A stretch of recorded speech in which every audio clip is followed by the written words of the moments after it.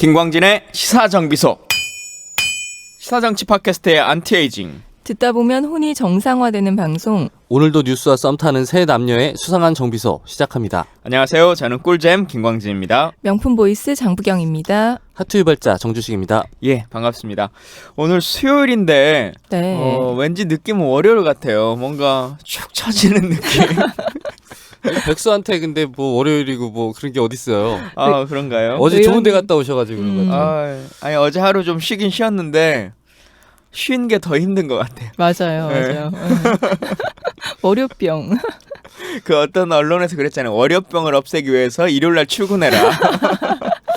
그래서 제가 매주 일요일날 출근을 하고 있어요. 예. 왜요? 일을 못하니까 이것 때문에. 아, 그냥 일을 못하는 거 아니에요? 그러니까 그래서 나머지 공부처럼 하는 거 아니에요? 그러니까 일요일날 한 두 달 연속 출근했더니 이거는 뭐 인생이 좀 너무 그 삶의 질이 급격히 떨어지는 것 같아요. 맞아요. 그러면은 그 손학규 의원이 네. 얘기했던 그 평민 만세 그거를 그게 뭐예요?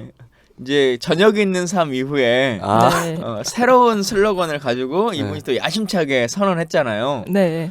어, 그분 일화들 있잖아요. 뭔가 발표할 때마다 큰일이 터져. 안타까워요. 이번에도 그 법칙이 깨지지 않았죠.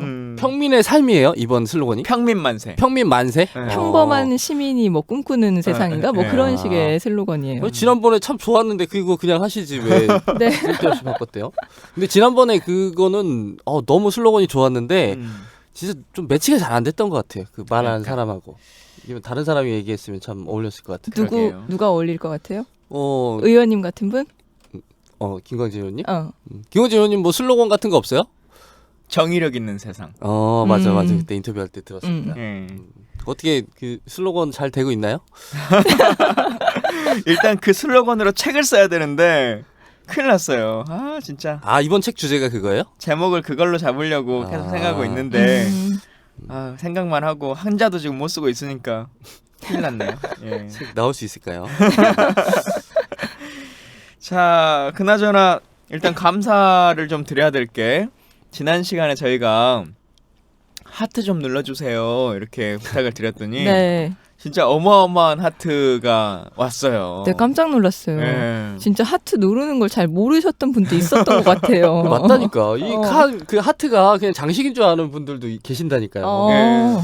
그래서 진짜 많은 분들이 하트를 눌러주셨는데 다운로드 숫자는 평소의 반 정도밖에. 그래도 들어주시는 분들이 저희 청취자분들은 진짜 좋으신 분들이 많은 것 같아요. 예. 저희가 부탁드리면 또 해주세요. 진짜 그러게요. 고맙습니다. 근데 또 하나 부탁을 드려야 될 것 같아요. 저희 아직 그 들으시는 분들은 꽤 되시는데 몇몇 명이 그 다운로드를 받으시는데 네. 구독자 수는 그러니까 구독을 안 하고 들으시는 분들이 많이 계신 것 같아. 그러니까 SNS는 사실 이런 데로 통해서 접속하면 바로 링크 주소 그냥 누르면 플레이가 되잖아요. 네. 그러니까 그러다 보니까 구독하기 기능이나 아니면 굳이 팟빵을 통해서 잘 안 들어도 되겠다 이런 생각들을 하시는 것 같은데 기왕이면 팟빵 어플을 통해서 구독하기를 해주시면 저희가 정기적으로 하는 것에 대한 푸시도 받으실 수 있고 또 저희로서도 이게 또 순위나 이런 게 도움이 되니까 많이들 함께 해주시면 좋겠습니다. 예, 지금 요 목소리 들으시는 분들 구독하기 버튼 아직 안 누르신 분들 한번 눌러주세요. 예. 그럼 상세하게 좀 알려주세요. 뭐 눌러야 되는지. 구독하기라고 딱 써 있어요. 시사정비소 들어오시면 구독하기 네. 버튼이 그냥 제일 크게 근데 써 그거는 있으니까. 팟빵에 가입을 해야 되잖아요. 그렇죠. 네. 이 정도 가입해 주시면 좋을 것 같은데. 아 그래요? 네. 목소리가 약해졌어. 왜냐면 팟빵 가입하는 게 사실 좀 귀찮아요. 이게 막 그 아이디 누르고 막 그 핸드폰 인증하고 하는데 한 번만 그 인증해서 가입해 주시면 저희 이제 뭐 방송 나갈 때마다 실시간으로 푸시를 받아 보실 수 있으니까 아마 좀 편리하게 좀 청취하실 수 있을 것 같아요. 그러니까 요즘은 보면 카카오톡 아이디로 그냥 로그인하기, 뭐 페이스북으로 로그인하기 이런 것들 기능이 있잖아요. 네. 팟빵도 조금 이렇게 청취자에게 다가가는 그런 시스템 개발을 해야 될 것 같아. 그 페이스북 로그인이 있는데 로그인을 해도 이제 핸드폰 인증을 해야 되는 절차가 있어서 그게 그래요? 좀 귀찮더라고요. 그건 어쩔 수 없는 것 같아요. 여튼 여러분들이 항상 그 후기 게시판에 남겨주시는 많은 글들도 저희가 꼬박꼬박 잘 읽고 있고 또 오행시 올려주시는 것도 재밌게 잘 보고 있는데 오행시 이벤트는 금요일 날 저희가 네. 발표하면 되겠죠? 예, 근데 금요일 날 탄핵 선고를 하게 되면 네. 막 오행시 해가지고 상품 주는 거는 좀 모양새가 아 이제 결과에 따라 좀 달라질 수 있겠지. 네. 만약 인용이 되면 기쁜 마음으로 네. 막 기쁜 다 드릴 거야. 근데 아, 그런가요? 기각이 되면은 이거 상품 안 나갈 수도 있습니다. 자, 오늘은 첫 번째 이슈 점검으로 김종인 의원의 탈당 네. 이야기가 계속 나오고 있어서 이 문제를 좀 깊이 있게 다뤄보도록 하겠습니다.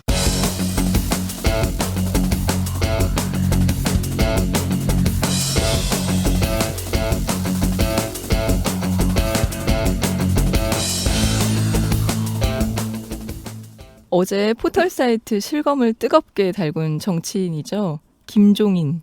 어우, 네, 전 대표죠. 예. 민주당 전 비대위원장이었던 김종인 비례대표 의원의 탈당 소식이 알려졌는데요. 그러니까 기자 간담회를 열고서는 탈당한 것이며 시기는 내가 알아서 판단하겠다. 탈당할 것이며. 네. 예.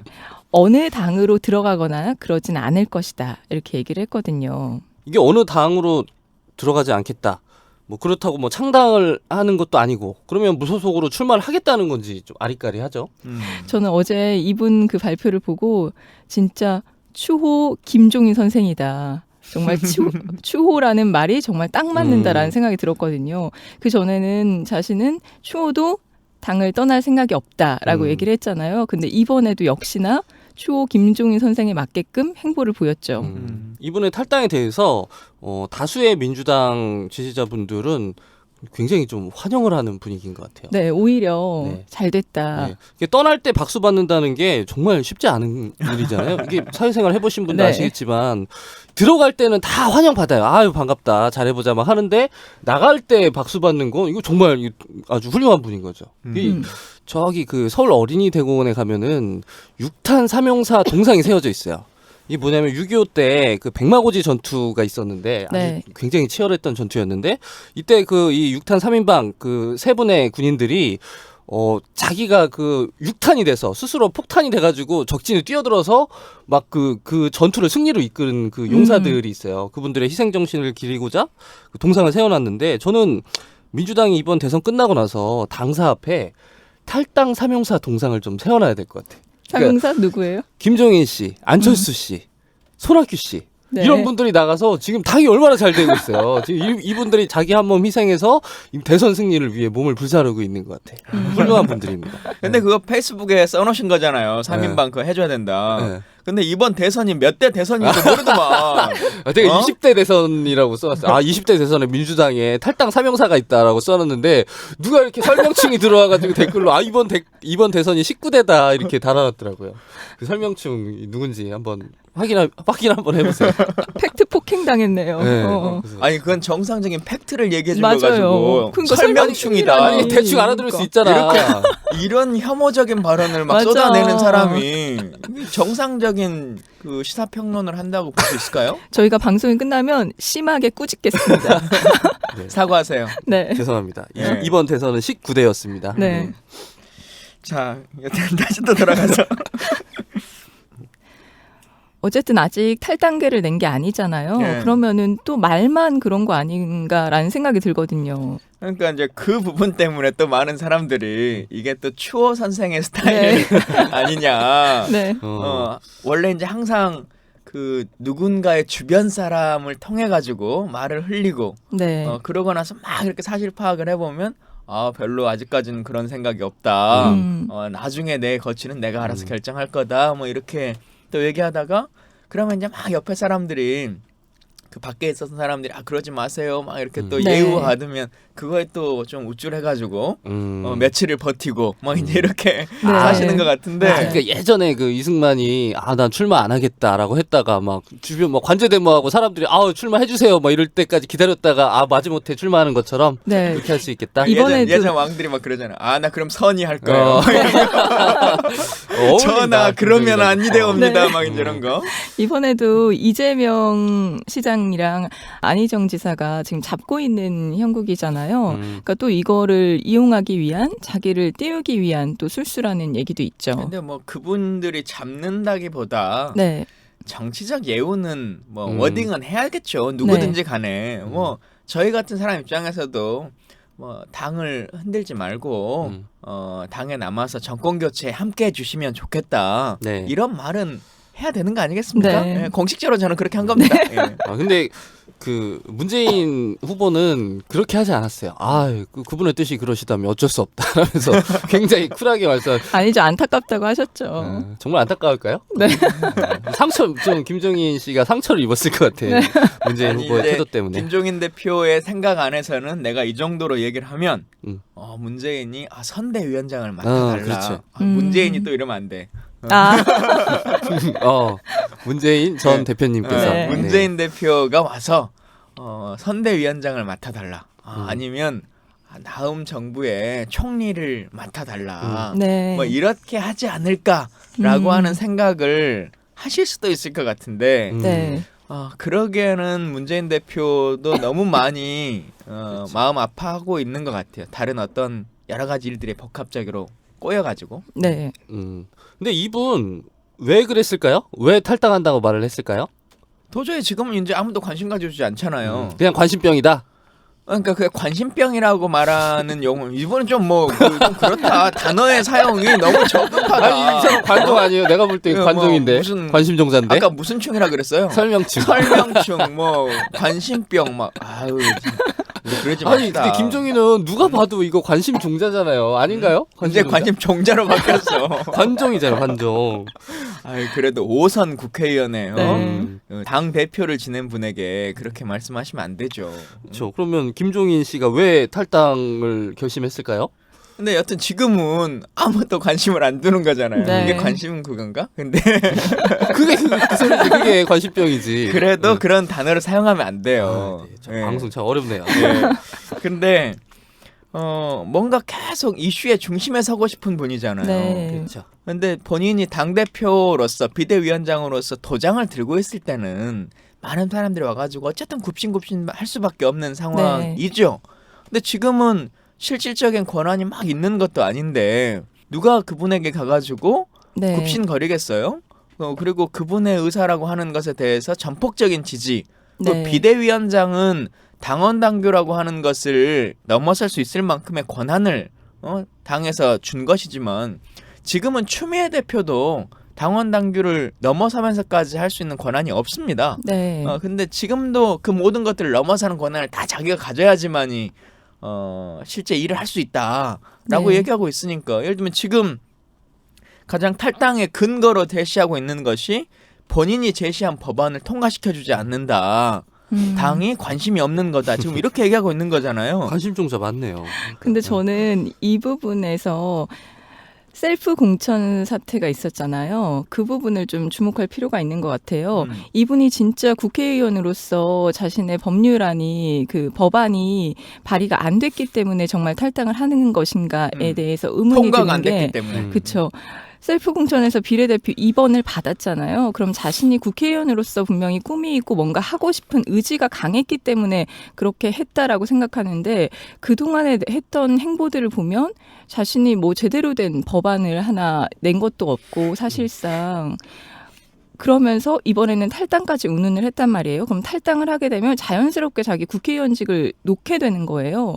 그럼 과연 정말 국회의원으로서 자기가 어떤 일을 하고자 하는 마음이 있는 것인지에 저는 의문이 들거든요. 예. 그러니까 사실은 5선 의원이니까 지난 4선 기간 16년 동안은 지금 대표 발의 한 건도 안 한 거 아닙니까? 네. 네. 그래서 이분이 말하는 경제민주화가 어떤 건지 누구도 실체를 네. 알지 못하는 상황이었는데 이번에 어쨌든 법을 냈단 말이에요. 상법 개정안이라고 하는 것을 냈는데 네. 뭐 솔직히 말하면 이것만으로 경제민주화가 이루어지는 건 이걸 하면 라고 하는 것도 납득되기는 좀 어렵기도 하지만 법안이라고 하는 것이 자기가 냈다고 다 통과될 것 같으면 그렇죠. 여당 있고 야당 있고 소수장들도 그 왜 역할을 못 하겠어요? 네. 그럼 왜 정의당 의원들은 20년 30년 동안 정당에 있었고 뭐 했는데 왜 우리가 원하는 대로 안 되냐고 다 바로 의원직 사퇴합니까? 그러지 않는 거잖아요. 네. 그러니까 법안이 통과 안 됐다고 뭐야 이거 탈당하겠다는 게 뭐 말도 안. 저번에 그 반기문 씨가 돈 없어서 입당하겠다라는 얘기랑 비슷할 정도로 황당한 것 같아요. 네. 이거 이 사람들은 도대체 탈당하고 입당 정당을 뭐라고 생각하는 거야? 도대체? 아니 그러니까요. 그리고 이게 진짜 말 그대로 초선 비례 의원이 이제 막 들어와가지고 그 당선되자마자 낸 첫 번째 법안에 대한 애정이 너무 강한데 이것을 정말 하고 싶다라고 하는 의지의 표명이라면 또 이해할 수 있겠어요. 근데 이분 5선에 당시에 당대표까지 하던 분이 지금 탈당하면 동반 탈당자가 있다는 둥 혹은 뭐 대선 주자로 될 수 있다는 둥 하는 정도의 정치를 갖고 있는 분 아닙니까? 네. 그러면 이 법안이 왜 이렇게까지 이 당에서 우선 사실 당에서 관심 없다는 것도 이해 안 돼요. 당에서 할 수 있을 만큼의 역할들은 다 충분히 서포팅하고 있다고 생각합니다.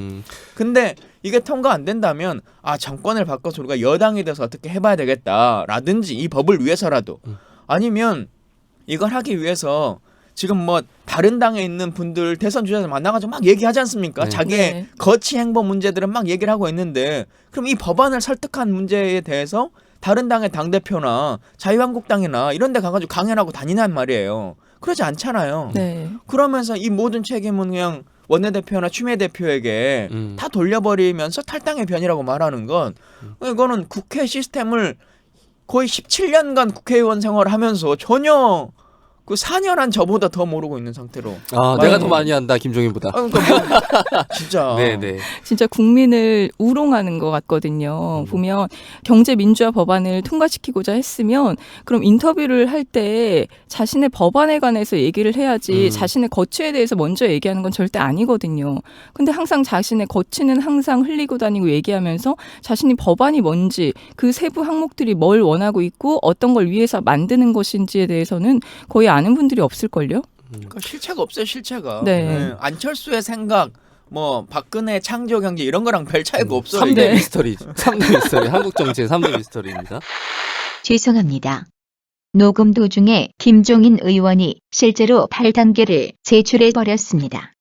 시사정비소 패널 3위는 그것을 모른 채로 계속 방송을 하였습니다. 양해 부탁드립니다.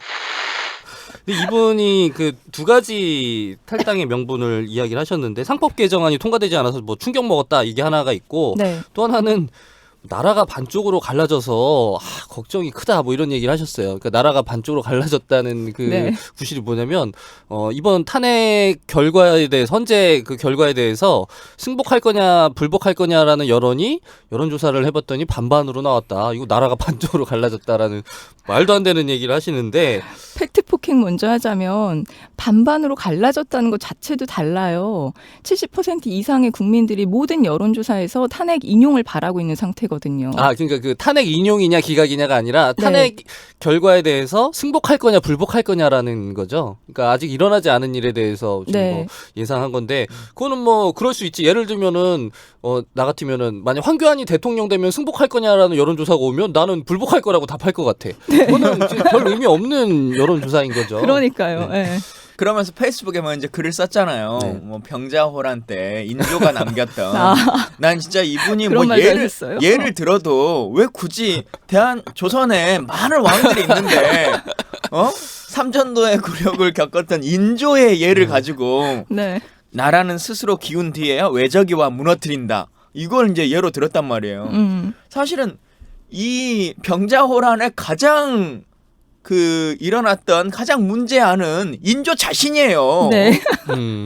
인조가 나라를 잘못 운영했기 때문에 이 모양 이 꼴이 난 거지. 그게 무슨 안에서 당파 싸움이나 뭐 백성들이 뭐 무슨 문제를 일으켜가지고 이런 게 아니잖아요. 그렇죠. 왜 임진왜란 일어났을 때는 그 많은 의병들이 일어났는데 네. 병자호란 때는 몇 년 지나고 나서 아무도 사람들이 의병도 일어나지 않고 심지어는 청나라 군대가 휩쓸고 가면 아예 그냥 그 백성들이 더 좋아했다는 거 아닙니까? 네. 어? 조선 군대보다 더 나쁘다고 인조가 지배하는 나라보다 더 낫다고. 네. 낫다고. 예. 그러니까 그 임진왜란 끝나고 나서 의병으로 자기 헌신했던 사람들 전부 다 역적이라고 그렇죠. 나쁜 놈들이라고 쳐낸 거 아니에요 인조가. 네. 응? 그러면서 자기 후하에 있는 사람들만 다 키워주고 이 박근혜랑 똑같은 거예요 인조가. 네. 결국은 사실상 어찌 보면 광해군 추출하고 쿠데타로 된 거 아니에요 그렇죠. 인조 자신도. 근데 예를 들어도 왜 굳이 그걸 들어가지고 욕을 사서 먹는지 잘 모르겠어요. 그 인조가 괜히 의문의 1패를 했어요 지금. 시사정비소에서 괜히 까였어 지금 김종인 때문에. 저 인조 좀 안타깝네요. 근데 이 사람이 이렇게 갈등을 걱정하는 정치인들이 있잖아요. 이 나라가 너무 분열돼 네. 있다. 좀 통합이 돼야 된다. 뭐 우리가 대화합을 해야 된다. 이렇게 이야기하는 정치인들은 저는 좀 바람직한 정치인의 태도는 아니라고 봐요. 그러니까 갈등을 인정하는 게 민주주의의 시작인데 마치 자기는 그 갈등 관계에서 벗어나서 마치 관조하는 저 구름 위에 있는 것처럼 이렇게 갈등 자체를 걱정하는 건 현실 정치인이 취할 수 있는 바람직한 태도는 아닌 것 같아요. 이건 좀 뭐 종교인들이 할 수 있는 이야기인 거죠. 이분이 나온 게 갈등을 오히려 더 부추긴다? 조장하고 있다는 생각이 들거든요. 사실 지금 상태로 보면 여권 주자로서 대표적으로 거론되는, 그러니까 두드러지게 두각을 드러내는 사람들이 없어요. 거의 지금 형태로 가면 어찌 보면 다들 정권 교체를 바라고 있는 상황인데 자신이 그 바깥으로 나가면 비문재인으로서 하나의 세력을 구축할 수 있다라는 그런 그림을 자신은 갖고 있다라고 과연? 얘기를 보여주는 것 같아요. 그래서 오히려 그 통합과 분열을 조장하는 거 아닌가라는 생각이 들거든요. 저는 뭐 조장해도 된다고 생각해요. 저는 뭐 갈등을 만들어내고 뭐 치열하게 싸우는 게 정치인의 역할이라고 봐서 네. 뭐 그 사람 뭐 갈등을 만들든 말든 그건 뭐 중요한 문제는 아니라고 보는데 먼저 앞에 돌아가서 김종인 탈당 이유에 대해서 저는 한 크게 두 가지가 있는 것 같은데 하나는 뭐 지난 시간에 얘기했던 이 사람의 에고가 너무 강해서 아까 말씀하신 것처럼 자기가 주인공이 되지 못하는 이 판을 견디지 못해서 네. 주인공이 될 수 있다고 생각한 저는 착각이라고 보지만 하여튼 뭐 그 판을 만들겠다라는 거죠. 그 판의 고리가 뭐 개헌 뭐 이런 게 될 텐데 그게 그쵸. 하나가 있고 또 하나는 예전에 그 전에 지난번에 삼국지 인물전 이야기 했었는데 그 중국 삼국지 시대에 조조 아들 있잖아요. 조비가 즉위하자마자 황제가 되자마자 막 그 오나라를 계속 침공해. 5년 연속으로 막 계속 막 침공한단 말이에요. 신하들이 다 뜯어 말렸어요. 지금 해봐야 안 됩니다. 지금 해봐야 우리가 이길 수가 없습니다. 해서 실제로 다 졌어요. 근데 그 사람이 신하들이 이렇게 말리는데도 강행했던 이유가 뭐였냐면 자기가 곧 죽을 날이 얼마 안 남았다는 걸 알았다는 거죠. 그러니까 폐병 환자였어요. 그래서 내가 살 날이 얼마 안 남았으니 네. 자기도 승산이 없다는 거 알면서도 내가 죽기 전에 삼국 통일을 꼭 해야겠다는 그 열망이 너무 강했던 거야. 그러니까 김종인 씨는 저는 그 당시 조비의 입장인 것 같아요. 그러니까 5년 뒤에 김종인 씨의 나이가 83세예요. 그러니까 이분은 이번 아니면 없는 거예요. 그러니까 김종인 의원 곧 죽나요? 뭐 사람의 뭐 200년 이렇게 살 수는 없는 거니까 뭐 다음 83세 때 그분의 어떤 건강을 떠나서 83세 그러니까 생물학적 나이로서의 문제가 아니라 그러니까 정치적 그렇죠. 나이로 본다면 국민들이 그거 믿고 투표하겠어요 그분한테? 그래서 저는 이분의 신경으로 저는 진짜 마지막 그 불꽃이라고 보고요. 그래서 저는 뭐 큰 의미를 뭐 정치적 의미를 갖는다기보다는 어떤 정치인의 노욕이다 좀 뭐 이렇게 평가를 하고 싶어요. 일단 다음 얘기로 넘어가기 전에 아까 우리 PD님이 셀프 2번 이 얘기를 네. 하셨단 말이에요. 근데 이건 좀 사실관계를 바로잡고 가야 될 것 같아요. 뭔데요?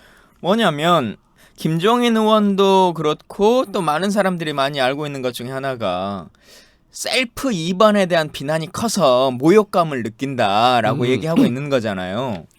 근데 당시에 중앙위원회에 저도 참석해서 있었고 또 중앙위원회 안에서도 이게 이제 논쟁이 막 커지다 보니까 이러면 이걸 좀 조정해보자 그래서 중앙위원회 소위를 구성했단 말이에요. 네. 그때 한 6명인가? 박영선 의원이 중심되고 해가지고 인재근 의원이랑 해서 6명 정도 들어갔는데 저도 그 소위 위원이었어요. 그래서 그 소위까지 다 들어봤기 때문에 돌아간 상황은 다 누구보다 잘 아는데 그때 문제 제기한 건 이분의 2번을 말한 사람은 아무도 없었습니다. 중앙위원회에서.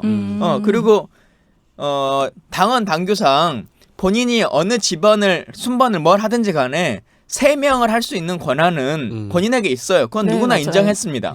다만 이게 3명일 것이냐 4명일 것이냐는 해석상의 논쟁은 좀 네. 있었지만 일단 3명은 할 수 있었고 3명을 1, 2, 3번을 하든 그건 아무 상관없다라고 하는 건 다 얘기를 했었습니다. 물론 이제 셀프니라는 말이 나오긴 했었습니다. 실질적인 중앙위원회에서는 그런 얘기 나온 적이 없고 중앙위원회에서 문제 제기를 했던 것은 사실 ABC 칸막이 공천이라고 하는 건 네. 이거는 뜻도 의미도 없는 상태에서 갑자기 만들어진 것이었기 때문에 그리고 사실상 A그룹 1번부터 10번까지는 당연히 다 당선되는 거고 네. C그룹은 당선이 의미가 없는 거지 않냐. 뽑아놓을 필요가. 그러니까 A, B, C라고 하는 이 장막을 걷어내라. 이거는 그 최고위원회에서 비대위원회에서 결정할 수 있는 권한이 아니다라고 네. 하는 것을 문제 제기했었던 거고 또 저 같은 경우에서도 문제 제기한 건 김종인 대표가 2번을 받으면 안 된다라고 말한 것이 아니라 왜 당원 당규에 나와 있는 청년 비례대표에 대해서 제대로 하지 않느냐. 그리고 또 다른 분들은 당원 당규에 나와 있는 노동 비례에 대해서 우리 당규에 나와 있거든요. 당헌에 네. 노동자 2명을 하도록 노동 대표를. 근데 그런 거 하지 않고 지역 안배에 대해서 정상적으로 하지 않는 것. 네. 그러니까 법에 명시되어 있는 것을 제대로 하지 않은 것에 대한 문제 제기를 한 거지. 셀프 비례를 말하는 게 아닌데 자기가 잘못했던 그 부분을 싹 덜어내버리고 오히려 그쪽으로. 그렇죠. 셀프 비례로 모욕감을 느꼈다라고 하는 것만 끊임없이 지금 주장하고 있거든요. 네. 이거는 정말 사실관계가 잘못된 겁니다. 오히려 국민들이 모욕감을 느꼈는데 왜 본인이 모욕감을 느꼈다고 그리고는 하는지. 그 행사에서 네. 박차고 나간 거 아닙니까? 네, 그렇죠. 근데 중앙위원회 석상에서 예를 들면 자기와 좀 의견이 다른 얘기를 근데 그 의견도 인신공격이 아니라 우리도 민주적인 정당인데 정당으로서 갖춰야 되는 민주성을 지키자라고 하는 네. 것을 민주정당 안에서 대표에게 말 못한다. 그걸 받아들일 수 없다. 그게 모욕적이다라고 느낀다면 저는 그 자체가 이분이 민주성을 담보하지 못하고 있는 정치라고 생각해요. 그러네요. 비례대표 제 자체를 이해하지 못하는 태도인데요.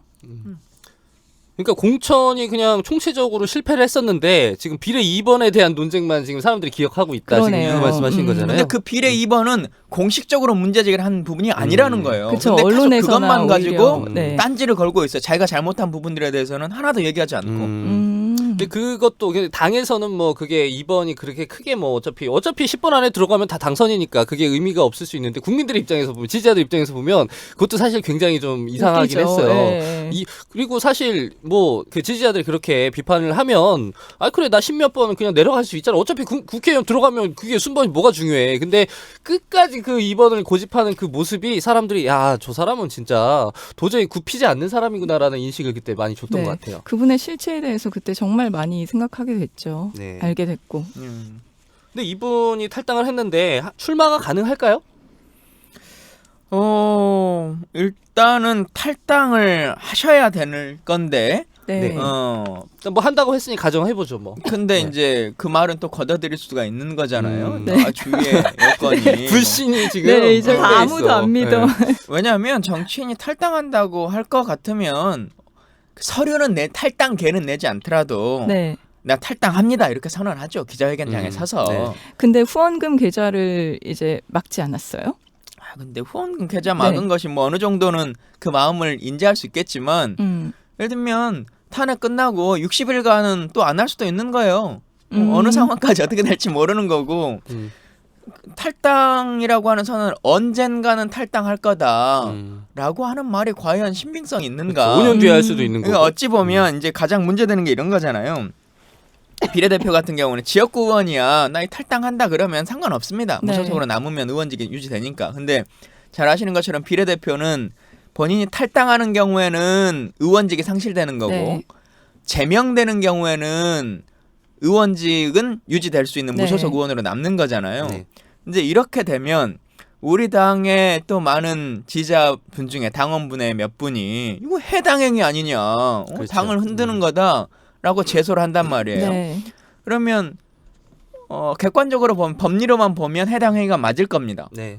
그러면 제재할 수 있어요. 음. 그러면 출당 조치를 하거나 뭘 하거나 해서 나가면 유지가 되네요. 유지가 되는 상태가 되는 거죠. 물론 그런 꼼수까지 쓸 거라고 생각하지는 않습니다만 본인도 이 두 가지 고민이 있잖아요. 대통령 출마에 대한 고민도 있고 총리를 해보고 싶은 생각도 사실상 좀 있는 거고 내각제로 네. 개헌되면. 근데 잘 아시는 것처럼 내각제 총리는 전제가 뭐예요?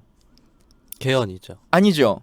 의원들이 뽑아줘야 되는 거죠. 의원이어야 네. 총리가 되는 거예요. 아, 근데 의원직을 상실하고 내각제 총리가 될 수 있느냐? 네. 불가능한 거거든요. 그러니까 그 고민을 또 계속 할 수밖에 없는 여지 이런 것들이 남아 있어서 저는 하시려고 마음을 먹었으면 정치인이면 그리고 거론되는 걸로만 치면 어쨌든 대선 주자인데 네. 그럴 정도면 탈당을 바로 기자회견장에 서서 하셔야죠. 그렇죠. 그러니까 탈당을 안 할 수도 있다는 쪽이 지금 계속 탈당을 못 받아들이는 것 같아. 탈당의 의지를. 너무 말이 바뀌니까 맨날 추호 선생님이시니까 항상 계속 왜냐하면 홍보를 봐야 지금 될 것 같아요. 스탠스에 이분이 탈당을 해서 임팩트를 만들어낼 수 있느냐 전혀 없는 거잖아요. 예, 예를 들면 지난 그 비대위원장 시절에야 총선 국면에서야 나한테 정권을 주지 않으면 나 나갈 거야 네. 라고 하면 당을 송채로 흔들 수 있는 어떤 구도의 판을 바꿀 수 있는 거지만 지금 김종인 대표가 나가는 것에 있어서 따라갈 만한 사람도 사실 별로는 없지 않고 판 자체가 흔들릴 거 아니에요. 문재인 대표가 흔들릴 것이냐 별로 그러지 않을 상황인 누가 봐도 명확관한데 저는 그런 것들을 전혀 모르지 않는 이분의 입장에서 지금은 한 번 더 붙잡아줘라고 하는 액션에 더 가깝다고 생각해요.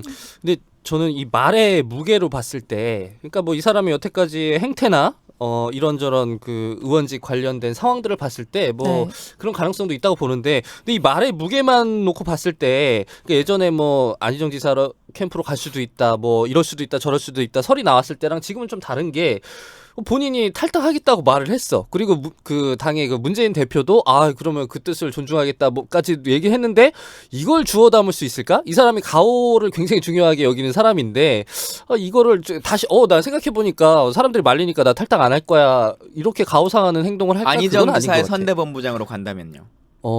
안희정이 제안을 했다. 예. 그래요. 그 정도 카드면 좀 생각해 고민할 수 있겠다. 그러면 접을 수 있죠. 네네. 예. 왜냐하면 탈당으로 거론될 만한 인사들이면 몇 명 있습니다. 뭐 진영 의원이나 네. 최명길 의원이나 박용진 의원이나 뭐 이런 분들이 나오지만 사실상 키맨으로 보자면 박영선 의원인데 네. 나머지 이제 그 초선 비례 의원들은 큰 영향력이 있다고 보기 좀 네. 어렵고 박영선 의원 이미 안희정 의원의 특보단장으로 네. 가버렸단 말이에요. 네. 그리고 탈당하지 않고 김종인을 따라가지 않겠다는 걸 딱 선언해버린 입장인데 안희정 지사의 상황에서는 가장 좋은 현재 카드. 네. 뭐 저희가 보기에는 정치공학상 별로 좋은 카드라고 생각하지 않지만 현재 안희정의 스탠스 안에서 보자면 그래도 괜찮은 카드가 김종인 카드인 거죠. 그리고 이미 박영선 대표가 가 있고 라고 하는 걸로 보면 박영선의 삼고초려를 통해서 김종인이 그러면 당에 남아 안희정을 통해 정권 교체를 이뤄보겠다. 안희정을 만나봤더니 경제 민주화에 대한 강한 의지를 가지고 있고 대통합과 이 화합의 이미지 그래서 이 대연정을 통해서 뭔가를 해나갈 수 있을 만한 의지를 봤다라고 하는 걸로 또 얘기할 수 있겠죠. 그런데 네, 그 박영선 의원은 이번에 김종인 탈당 이야기에 대해서 그러면 뭐 그분의 입장을 존중하겠다라고 말씀하셨어요. 그래서 박영선 의원이 앞에서 그렇게 얘기해놓고 뒤에서 김종인 찾아가서 삼고초려 할 거라고는 생각이 좀 안 되네요. 그래서 저는 이분이 출마를 하지 못한다면 만약에 탈당을 했을 때 출마를 하지 못한다면 그 이유는 이런 게 될 것 같아요. 그러니까 지지 그룹을 만들지 못해서 뭐 몇 명이 따라 나가는 거 저는 일단 이 사람이 입으로 뱉었으면 충분히 뭐 물 밑에서 뭐 이런저런 접촉 당 안팎으로 접촉이 있었을 거라고 생각은 되긴 하는데 그 반기문 총장이 낙마한 이유도 그런 지지세는 있었는데 그 눈에 보이는 지지 그룹을 만들어내지 못했다는 거였는데 김종인 씨도 아마 출마를 접게 되면 그런 네. 이유가 되지 않을까 생각이 돼요. 네. 아니 근데 이분의 1%나 나오겠어요? 지지율이 솔직한 그래서- 말로. 그래서 이분의 행보를 이렇게 보면 항상 대세 될 사람을 붙어서 따라가는 경향이 있어요. 그런 점에서 오히려 정권 교체가 거의 확실시되는 이 상황에서 나가서 여권이나 다른 당과 손을 잡는다 쉽지만은 않을 것 근데 같거든요. 같은 이유로 안희정 지사 선대위원장 가는 것도 저는 안 갈 것 같아요. 그래도 민주당 안에서의 지금은 경선이니까 그게 나중에 추후에 정권 교체로 이어진다면 얼마든지 민주당에 남아있을 수는 있죠. 아니 근데 오히려 저는 경선은 곧 끝나요. 오히려 그 본선판에서 뭔가 판을 흔들어 볼 수 있는 여지는 생길 수 있을 것 같은데 오히려 안희정 지사가 문재인 후보를 역전할 수 있는 기회는 저는 없을 거라고 보는데 그 정도 판단을 하실 거라고 봐서 네. 안 지사 캠프로 갈 가능성은 저는 희박하다고 아니 봐요. 이제 그것이 안 지사를 대통령을 만들겠다기보다 당에 남을 명분은 그쵸. 충분히 유지되는 거고 또 어쨌든 경선이 끝나고 나면 각각의 캠프들이 합쳐져서 뭔가 그곳에 있던 맞아요. 분들을 예우해야 되기 때문에 그런 고민들이 있을 네. 수 있고요. 다른 걸로 보면 결국은 밖으로 나갔을 때 국민의당이든 바른정당이든 자유한국당이든 이분을 통해서 시너지를 얻을 수 있을 만한 사람이 누가 있느냐, 혹은 개별 개인이 아니라 어느 정당이 시너지를 얻을 수 있을 것이냐, 아무도 없는 거거든요. 네. 근데 그렇게 되려면 좀 두 가지 조건이 필요한 것 같아요. 그러니까 이를테면 민주당 밖에 빅텐트가 세워졌을 때 김종인이 거기서 역할을 할 수 있고 없고가 정해지는데, 일단 그런 상황이 되려면 일단 황교안이 출마를 포기해야 되고, 또 하나는 문재인의 대세론이 계속 이어져야 되죠. 그러니까 만약에 문재인이 지금 이 상황이 흔들려 버리면 김종인이 거기서 뭐 할 수 있는 게 없어요. 그러니까 질의멸렬해야 돼. 그러니까 황교안이 포기하고 자유당에서 군소주자 고만고만한 애들이 막 나와서 진짜 가능성이 안 보이고 막 진짜 여권이 계속 혼란스러워야 김종인이 내가 좀 뭔가 수습하겠다라는 기둥이 될 수 있는 조건이 생기는데, 딱 지금 상황이잖아요. 지금 일단 황교안이 출마 포기를 하지 않았고. 그래도 질이 멸렬하죠. 그런가요? 네. 그렇습니다. 요 두 조건이 되면 저는 그 결단은 한번 해볼 수 있을 것 같아요. 물론 이 사람이 될 가능성은 여전히 희박하다고 그래서 보지만, 김종인이 나갈 거다. 가지고 있는 카드가 너무 없어요. 김종인 네, 입장에서. 김종인 입장에서 아까 말한 것처럼 비대위원장으로서의 도장이라도 가지고 있어야 이 결정권을 쥐고 있어야 의미가 있는 건데, 예를 들면 이종걸 원내대표도 원내대표라고 하는 직함이 있을 때는 뭔가 역할을 할 수 있는 겁니다. 근데 지금 원내대표가 아니니까 사실상 아무런 일도 당 내에서 본인의 영향을 행사하면서 할 수 있는 게 없잖아요. 자리를 내줄 수 있는 것도 아니고, 뭐 부대표 자리를 주거나 대변인을 주거나 뭐 이렇게 할 수 있는 것도 아니고, 김종인 대표도 예전에 본인의 어떤 영화 안에서 지금 상상의 나래를 펴고 계신 건데, 그냥 평의원 김종인이라고 하는 현실을 받아들이셔야 돼요. 맞아요. 그게 왜 상상이냐면, 그러니까 그 빅텐트라는 게 우리가 지난 시간에도 얘기했지만, 이거는 네. 정말 상상 속의 아이디어이다라고 얘기했던 게, 지금 저 국민의당 지금 그 작은 당에서 치러지고 있는 그 경선을 한번 보세요. 만약에 빅텐트라는 게 세워지면 국민의당, 바른당, 뭐 자유당 일부 막 나와가지고 김종인까지 해가지고 이 사람들이 경선룰을 짜고 막 방식을 정하고 거기 투표까지 이어지고 그 다음에 승복해야 되고 이 과정이 치러져야 되는데, 지금 이 국민의당 이 조그만 당에서 치러지고 있는 이 경선만 봐도 저는 이게 불가능한 일이라고 생각되거든요. 그리고 이분의 성향을 우리가 따져보자면, 이분은 경선을 치르거나 뭘 해가지고 할 수 있을 만한 그 상황은 못 된다고 봐요. 평생을 추대받으면서 살아왔던 사람이고, 그 5선을 했지만 다 비례대표만 해본 거고, 실제 출마라고 하는 것은 한번 관악에서 나와봤지만 이해찬 의원에게 진 거 아닙니까? 네. 그래서 그런 것도 없을 뿐만 아니라, 그러니까 비대위원장 이후의 상황을 우리가 조금 역산해 생각해 보자면, 그때도 가장 문제가 뭐였어요?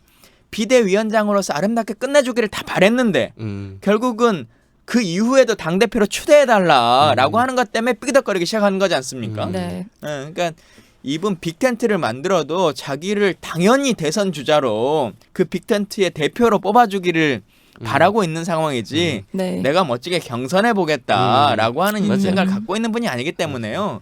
상대들이 바보가 아닙니다. 네, 맞아요. 그래서 그 추대를 원하기 때문에 여권이 정말 계속 지리멸렬해지기를 지금 바라고 있을 것 같아요. 예. 네. 자, 생각에도- 뭐 그렇게 네. 여권이 지리멸렬해지기를 바라고 있는데, 그래서 이제 여권의 최종 후보는 누가 될 건가? 그렇죠. 일단 라고 하는 김종인은- 얘기를 네. 들어봐야 될 건데, 그 얘기 듣기 전에 일단 광고 한번 듣고 이야기 이어가도록 하겠습니다.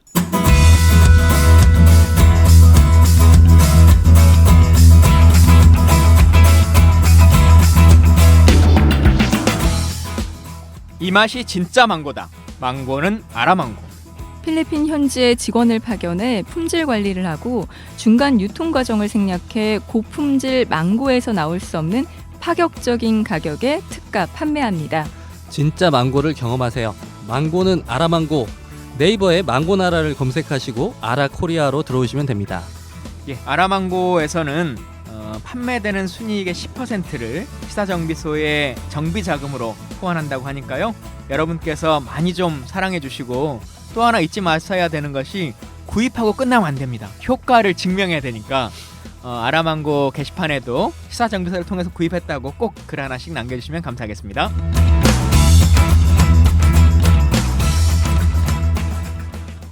지금까지 우리가 얘기한 걸로 보면 김종인 씨는 결국 그 여권의 최종 주자로 나오지 못할 거라는 결론이 나온 것 같아요. 그러면 김종인이 아니면 누가 여권 최종 주자로 나서게 될까요? 지금 여론조사상으로 보면 우선 뭐 여권의 범주에서 지지도가 그나마 있다라고 할 수 있는 분은 황교안 국무총리, 유승민 의원 정도가 있어요. 그 외에 한번 보수진영 대선 후보들을 쭉 보면 자유한국당에서 신용한 전 대통령 직속 청년위원회 위원장이 어제 경선 참여 선언을 하면서 합류를 했죠. 그 외에 이인재, 김관용, 원유철, 그 11명 우리가 다 김진, 거론할 필요는 없을 것 같고 안상수, 김문수까지는 해야 돼요. 네. 네. 그리고 바른정당에서는 유승민, 남경필 이 후보로 나오고 있죠. 그 이름을 쭉 듣고 보니까 이번 대선은 그냥 끝난 것 같아요. 이름 들으니까 더 확실히 감이 오네요. 네. 근데 몰라요. 어쨌든 투표장에는 최종적으로 네. 야당은 못 찍겠다 하는 사람들이 또 있거든요. 그분들이 투표장에 또 가는 것이기 때문에 최종적인 후보가 정해지면 사람 누군가라기보다 예를 들면 지금도 우리 당의 최종적인 후보로 정주식이라고 하는 사람이 그냥 정해져요. 네, 열심히 하겠습니다. 예, 그러면 문재인 후보가 가지고 있는 것만큼의 표를 다 가져가진 못하겠지만 그것의 한 7, 80%는 가져갈 거란 맞아요. 말이에요. 최종적으로. 마찬가지로 여권에서도 최종적인 후보가 홍준표 뭐 누구로 뭐 딱 정해지면 거기로의 쏠림 현상은 발생할 수밖에 없습니다. 이게 정치권에 계신 분들이 걱정을 많이 하시는 것 같아. 그러니까 저는 아주 낙관하거든요. 이번 선거는. 그러니까 이런저런 걱정하다 보면 한 100가지도 나올 수 있겠지. 근데 저는 그 쏠림 현상이 나온다 하더라도 여권 최종 주자가 누가 돼도 저는 20% 뭐 15%에서 20%? 뭐 정치권에 있는 사람들은 걱정돼요. 그러니까 정치권에는 안철수 의원이 말하잖아요. 자기가 문재인을 이길 수 있는 100가지 그 말에도 쪼는 거예요? 그 말에도 쫄면 진짜 바보다.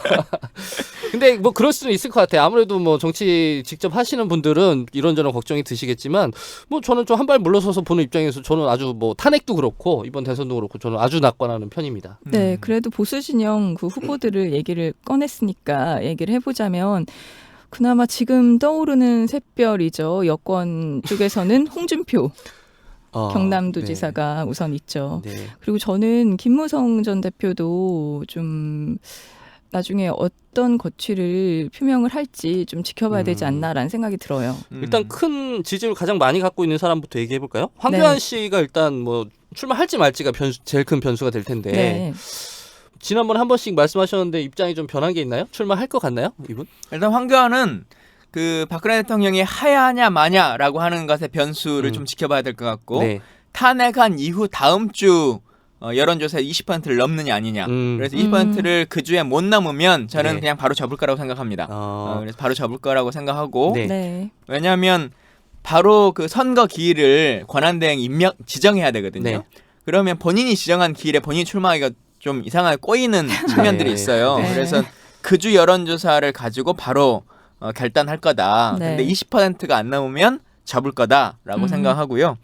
뭐 나머지 분들은 사실 이제 홍준표 지사 정도가 조금 네. 변수로 치고 올라올 수 있는데 네. 왜냐하면 이분 정치적 감각이 있는 분이기 때문에 네. 좋은 사람이어서가 아니라 어떻게 인기를 얻어낼 수 있는가. 맞아요. 네. 우리가 야권의 상황들도 이렇게 쭉 봤습니다만 15%에서 맥시멈 20%까지의 지지율은 그 사람의 개인적인 캐리어나 막 상황들의 돌파력 이런 걸로 일단 한번 만들어낼 수 있어요. 치고는 올라갈 수 있어요. 그걸 유지하는 것은 좀 다른 측면인데 네. 할 수 있는 상황들을 만들 수 있거든요. 근데 홍준표는 그걸 할 수 있을 것 같아요. 그래서 그런 고민들 그리고 말씀하셨던 것처럼 이제 김무성 대표가 네. 본인의 불출마를 번복하고 사실상 추대받는 형식 이렇게 될 때는 남경필과 유승민이 사퇴를 해주면서 추대해줘야 되는데 네. 그 현실성은 얼마만큼 있을까라고 하는 고민은 좀 해봐야겠죠. 지금 상황에서는 유승민 후보나 남경필 후보가 포기하진 않을 것 같아요. 다들 고만고만하기 때문에 뭐 계속 갈 것 같고 저는 홍준표 지사가 어쨌든 지금 트럼프랑 약간 비교가 되고 있잖아요. 그래서 이분이 진짜 정치적 감각이 있는 게 막말을 어쨌든 하는 게 저는 전략적이라고 생각이 들어요. 그러니까 그 보수층에 지금 소위 말하는 그 탄핵 반대 시위에 지금 동참하고 있는 사람들의 결집을 먼저 도모하는 거 아닌가라는 전략적으로 좀 계속 봐야 되지 않나 결국 생각이 들어요. 이번 주나 다음 주 월요일이 탄핵이라고 우리가 생각해 보면 네. 그 주에 박근혜의 지지율을 누가 가져가느냐 이걸 가지고 사실 평가해야 될 것 같아요. 네. 딱 바로 나올 겁니다. 그 그러니까- 지지율이 누구에게 쏠리느냐. 네. 황교안이 낙마를 하면 탄기국의 다음 왕은 홍준표가 될 게 거의 확실한 것 같아요. 뭐 김진태가 되겠어, 뭐 누가 되겠어요. 네. 왜 김진태가 훨씬 더 음, 요즘 인기 있지 않아요? 거의 아이돌 수준이던데 막. 네. 그러게요. 혹시 춘천의 막 아이돌. 서석구 변호사가 출마하는 거 아니야? 아, 근데 그거 현실 가능하다. 김평우. 그 서석구 어. 변호사는 진짜 출마할 수 있을 것 같아. 탄기국 왕이 되기 위해서. 엊그제 보니까 김평우 변호사가 기자회견까지 했더라고요. 근데 거기서 거의 신도들이던데요, 보니까 그 장면을 보니까.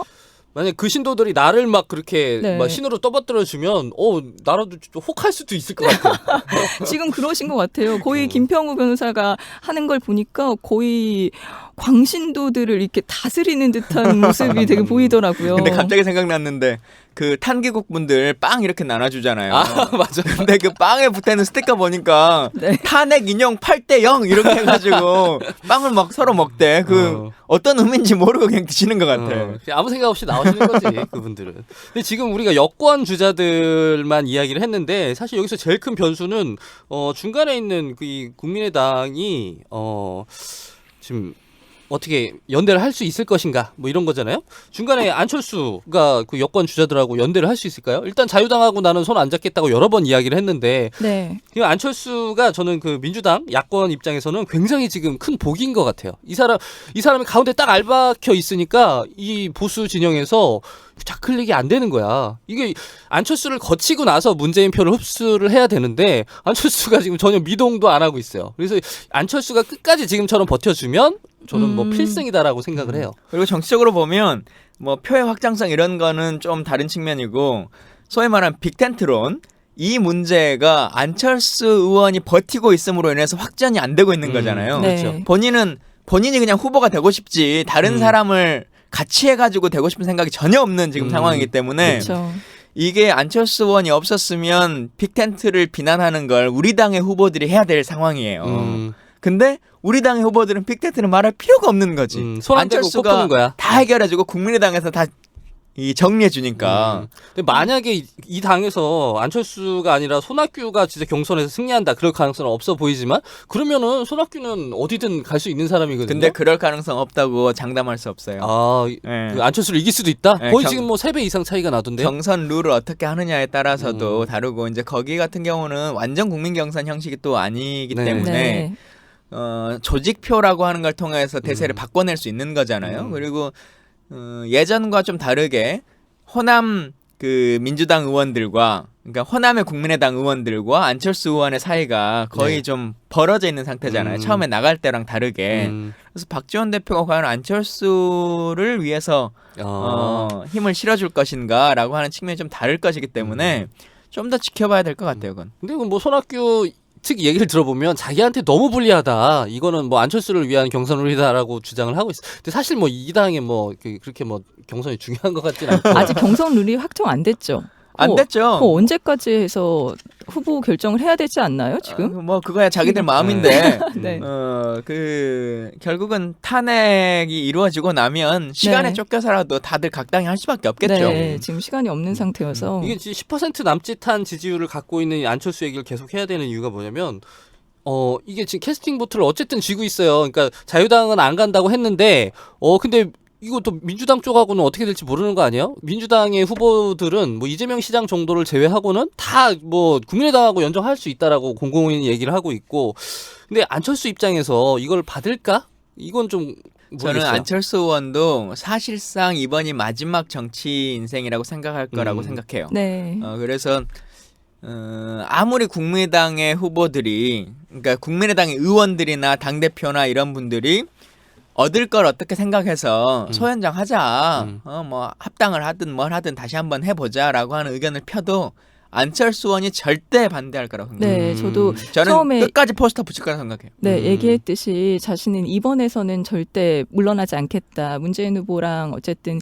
1대1 구도가 될 것이다. 이런 얘기를 했는데 저는 이분이 지난 선거에서 자신이 포기했던 거에 대해서 후회가 굉장히 많다는 느낌을 받았거든요. 그래서 이번엔 끝까지 갈 것이다. 라도 저도 확신을 저는 해요. 조금 끝까지 갈 것 같은데 저는 조금 네. 다른 생각인데 차기도 저는 볼 수 있다고 봐요. 왜냐면 지난번에 그 어디 방송사 인터뷰에서 안희정 지사에 대한 평을 이렇게 물어봤더니 뭐라 그랬냐면 안희정하고 붙으면 어떻게 될 것 같냐라고 물어봤더니 그러면 미래 대 미래의 대결이 될 것 같다라고 이야기를 했어요. 저는 거기서 약간 그냥 받아들일 수도 있는데 자기를 미래라고 이야기하지 않거든요. 지금 출마한 사람이. 근데 안희정도 미래고 나도 미래다라고 얘기한 거 보면 저는 그 가능성도 열어두고 나이로 보나 정치 환경은 안 좋지만 그리고 이 사람의 어떤 표정이나 지금 제스처 같은 거 볼 때 이거는 훈련의 결과라고 볼 수 있지만 한결 편안해졌어요. 그러니까 정말 막 그 결연한 그 비장했던 그 표정 막 진짜 표정에서 다 드러났던 이런 게 저는 많이 좀 내려놓았다는 느낌을 받거든요.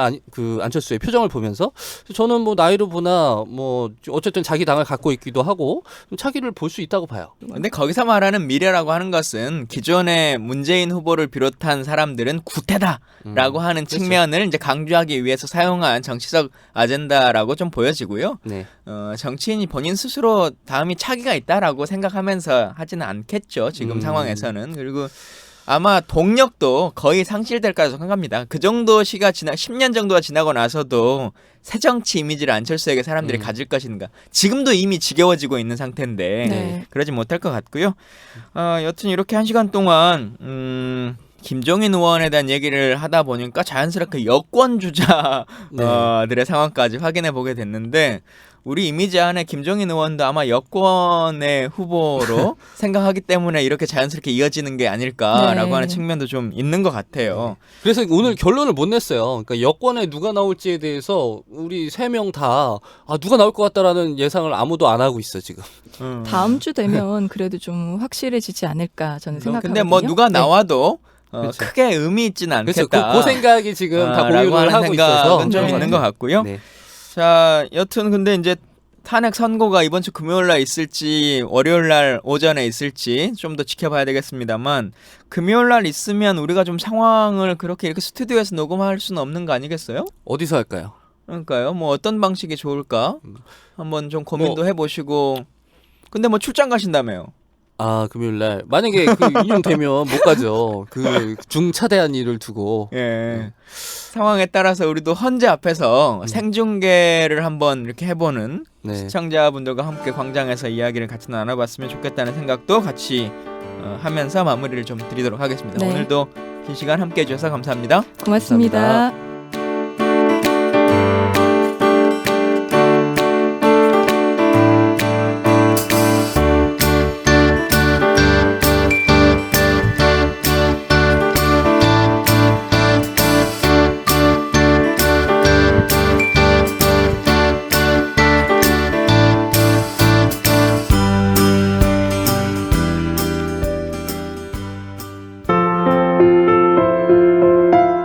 여러분, 오늘 방송 어떠셨어요? 저희 방송에 힘을 실어주고 싶다면 구독하기, 다운로드하기, 후기 남기기, 하트로 여러분의 마음을 표현해주세요. 그 마음에 힘입어 더욱 열심히 만들겠습니다. 다음 방송까지 안녕히 계세요.